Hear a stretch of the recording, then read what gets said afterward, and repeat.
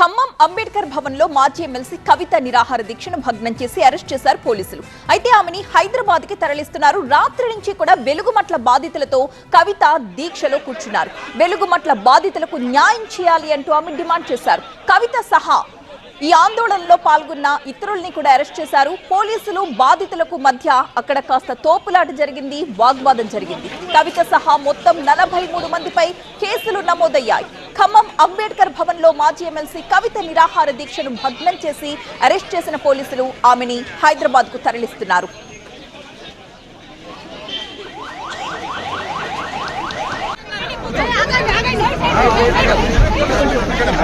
రాత్రి నుంచి వెలుగుమట్ల బాధితులతో కవిత దీక్ష చేశారు. వెలుగుమట్ల బాధితులకు న్యాయం చేయాలంటూ డిమాండ్ చేశారు. కవిత సహా ఆందోళనకారుల్ని అరెస్ట్ చేసి తీసుకువెళ్లారు పోలీసులు. పోలీసులకు బాధితులకు మధ్య తోపులాట జరిగింది, అలాగే వాగ్వాదం కూడా జరిగింది.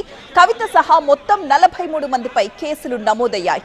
ఈ తోపులాటలో ఒక మహిళా కానిస్టేబుల్ కూడా సొమ్మసిల్లి కింద పడిపోయారు.